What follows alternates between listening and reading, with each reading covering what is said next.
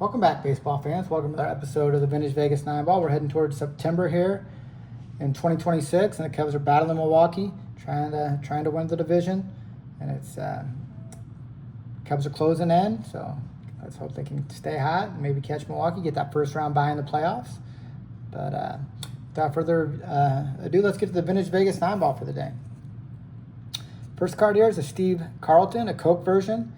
I remember these Coke versions, the 1981 tops. You could pick these up at the movie theater or at the arcade. If you purchased a large Coke, they'd give you a small package of, I think, 3 or 4 cards.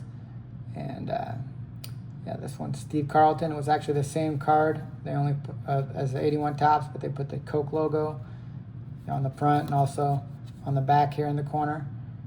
And yeah, just it's a nice shot of Lefty with that permed hair. Many great years for the Phillies as their ace. Steve Carlton will put him on the Hall of Fame stand. The next card is a Rick Wise, and he's the guy that the Cardinals actually traded Steve Carlton for. And the reason they traded Carlton wanted a raise, and August Busch didn't want to give him that raise. And Rick Wise was also a big-time pitcher at that time. And he had actually had a couple all-star seasons for the Phillies, and was also a young pitcher like Carlton, and actually had thrown a no-hitter.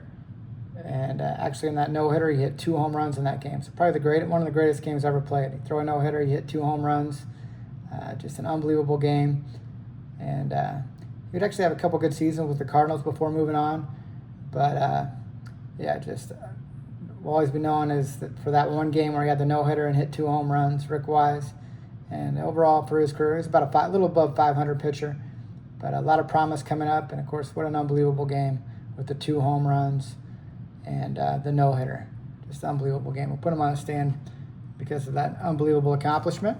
One of the greatest games ever. The next card's another Cardinal pitcher here. That's 3 in a row, I guess. This is Bill Campbell for the Cardinals. You see him here with that first baseman mitt on. And these pitchers always want to be, whether they're holding a bat or they got the first baseman glove on, they always want to resemble a hitter. Of course, Bill Campbell had a lot of good seasons. I remember him as a closer for the Red Sox in the early 80s. I think he also closed a little bit for the Twins in the 70s. But had some good seasons. I remember mainly with the Red Sox. But yeah, pitched for the Cubs as well in the early 80s. And yeah, a couple seasons with 31 saves.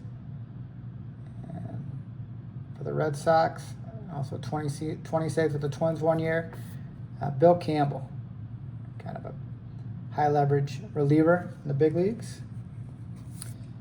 Next card is the same version of those tops cards, those 86 tops. And this one's with Wade Boggs. And you see with the red up top, what that means is it was cut off the bottom of a box.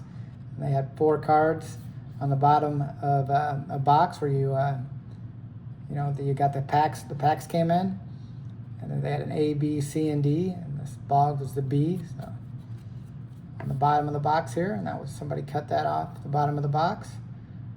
Wade Boggs for the Red Sox. And you see that lifetime average 351. Just unbelievable hitter, Wade Boggs. Of course, it's 3,000 hit with a home run for the Devil Rays. Put him on the Hall of Fame stand next to Steve Carlton. Next card, David Justice. I was always jealous of Dave Justice, not only of his immense baseball talent, but he married Halle Berry. I remember in the 90s, in the early 90s, he married Halle Berry. I remember they got divorced, and he said he divorced her because she wouldn't cook or clean. I'm sure they could afford some help to take care of that, but yeah, Dave Justice, and big-time talent for the Braves and the Yankees. Played a little bit for our A's as well. Put him on our A's stand, Dave Justice. Legend for marrying Halle Berry. The next card is Charlie Blackmon. This is one of those number card, Topps Finest, 166 out of 250. Sharp-looking card with the Colorado Rocky Purple. And, of course, Charlie Blackmon with that great walk-up song, I Don't Want to Lose Your Love Tonight. I Just Want to Use Your Love Tonight, by the Outfield. And I guess since he was an outfielder, he used that song. Very appropriate. And I think he was a single guy as well. And let's see, 178 home runs. It says Blackmon was flat out unconscious in 14 games between July 28th and August 11th, hitting safely in all of them. He went 33 for 56 in those 14 games, 589 average, with 3 homers, 20 RBIs, and a 1470 OPS. Always a good player, all-star caliber player for the Rockies. And it's an unbelievable beard as well. Charlie Blackmon. Charlie on the stand. Not too many Rockies get to stand, but Charlie Blackmon, one of them.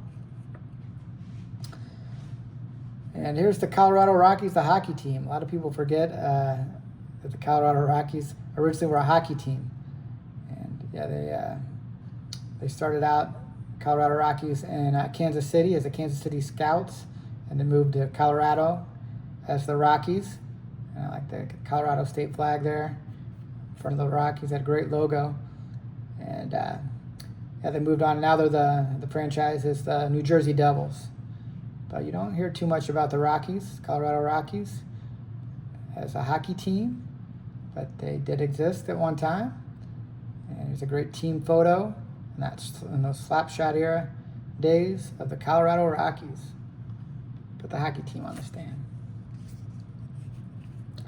Next card is a nice left-handed swinger, Bill Buckner for the Cubs. Bill Buckner, one of those guys who just didn't strike out, didn't walk. Really low walk numbers, really low strikeout numbers.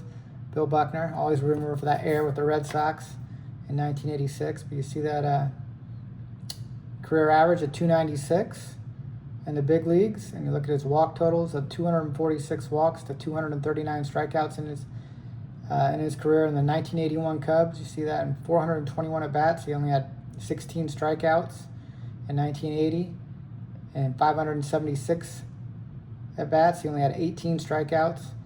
So just a guy who just didn't walk or strike out much, and always hit for a pretty good average. Bill Buckner. You see him in those Cub pinstripes. I never really liked those uniforms, but there he is, Billy Buckner. And the last card today in the 9 ball is Josh Naylor. It's another first.